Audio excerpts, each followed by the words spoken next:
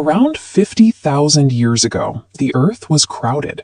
If you walked across the Ice Age landscapes of Eurasia, you would find our ancestors living alongside at least 6 other human species, distinct groups of hominins hunting, building fires, and surviving simultaneously. Today, our evolutionary cousins are reduced to fragmented bones resting in museum displays.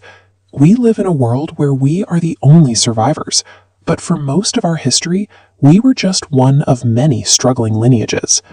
For nearly 3 million years, the genus Homo remained a population of simple tool-making apes. We scraped by on the African savanna, striking rocks together to scavenge marrow and butcher carcasses, barely distinct from any other predator on the landscape. This makes our sudden dominance a massive biological mystery. Out of a crowded field of intelligent, capable humans, only one species managed to conquer the planet, while every other branch of the human family tree was eradicated. The shift began during the Middle Stone Age. While we often look for a single moment of sudden brilliance, the reality was a slow accumulation of microscopic technological upgrades that compounded over hundreds of thousands of years. We can track this shift through a process called hafting. Instead of holding raw stones in their hands, early humans began flaking stone cores into precise points designed to be glued and tied onto wooden shafts. Preparing these composite tools required a level of foresight we hadn't seen before. A toolmaker had to collect resin, cure animal sinew, and shape stone, holding each distinct step in their memory to assemble a functional weapon. At the same time, we see the first widespread use of red ochre pigments. By grinding stone into powder to mark their skin and tools, these humans were using abstract symbolism to communicate group identity and social status.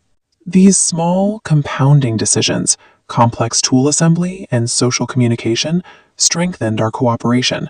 We were developing the intellectual flexibility required to finally venture beyond Africa and into the territories of our rivals. When Homo sapiens left Africa 60,000 years ago, they initially paused in the Middle East. This hub population remained isolated for thousands of years, growing before expanding further. As we pushed out, we encountered Neanderthals and Denisovans. These encounters resulted in interbreeding, with hybrid children raised and integrated within our communities. This genetic mixing gifted our species critical biological traits. We absorbed DNA sequences that improved our fat metabolism and strengthened our immune systems, allowing us to survive the freezing climates and foreign diseases of the North. Our rivals unwittingly provided the biological hardware we needed to occupy their lands. By absorbing their local adaptations, we gained the resilience to expand into their territories and outlast them on their own ground. The Upper Paleolithic era marked the start of a technological blitzkrieg. We moved from heavy thrusting spears to high-velocity projectiles, lightweight weapons designed to strike and kill from a safe distance. We see the effect of this shift in the remains of Shanidar III, an ancient Neanderthal found in this cave. His skeleton shows a penetrating wound to a rib, unmistakably caused by a weapon with a stone tip propelled from a distance. This ability to hunt and fight from afar changed the math of survival. While Neanderthals suffered frequent, debilitating injuries in close-quarters combat, our species could harvest food and defend territory with much lower mortality rates. We also domesticated the dog, turning tamed wolves into a new biological technology. They could track highly mobile prey across vast landscapes and serve as a perimeter alarm, alerting our camps to predators long before they arrived. Projectile physics and animal alliances turned us into the most efficient hunters in history. Over several thousand years, we successfully marginalized and culled the remaining human species, until we were the only ones left.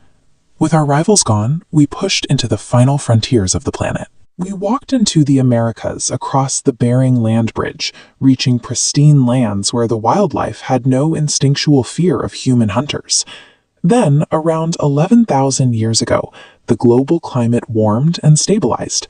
In 7 different regions across the world, human populations simultaneously and independently began the transition to farming. Foragers settled into permanent villages, relying on stable fields of grain to feed larger groups. This concentration of labor allowed us to coordinate the construction of monumental architecture and massive stone pillars for the first time. However, our bones tell a story of physical decline. The shift to a carbohydrate-heavy grain diet introduced widespread dental decay, nutritional stress, and skeletal deformations caused by the repetitive, back-breaking labor of the fields. As we specialized into community roles, the demand for individual ingenuity dropped. Tied to the collective rather than the hunt, the average human brain optimized for efficiency rather than size, shrinking by 150 cubic centimeters. This agricultural shift tethered humanity to the land and a limited menu of crops. We traded the physical health and varied diet of our ancestors for a stable surplus that could be stored and controlled. Storing grain in one fixed location created centralized wealth, which immediately led to organized warfare. We see fortified walls and mass graves that mark the beginning of systematic raids and state-sponsored violence. To manage this surplus, cities in Mesopotamia developed writing. It functioned as a bureaucratic tool designed to track livestock, collect taxes, and manage the logistics of professional standing armies. This combination of accounting and violence culminated in Sargon of Akkad. He united the city-states of Mesopotamia under a single ruler, establishing the first true empire through territorial conquest. Sargon introduced the blueprint of imperial governors and defined borders. His model of continuous expansion and extraction has influenced the structure of human civilization ever since, locking us into a cycle of imperial growth and collapse. Our dominance was built on ruthless micro-adaptations and the absorption of our rivals. But that dominance came at a cost, trading our physical vitality for a system of organized control and professional warfare that continues to define our world. Did agriculture help support the rise of the first civilization? So please guys answer my question, and thank you so much for watching. Goodbye and take care. And this question is literally guys very easy. Really, this question is very easy. So try this my question answer. And first of all, thank you so much for watching this my video. So goodbye and take care.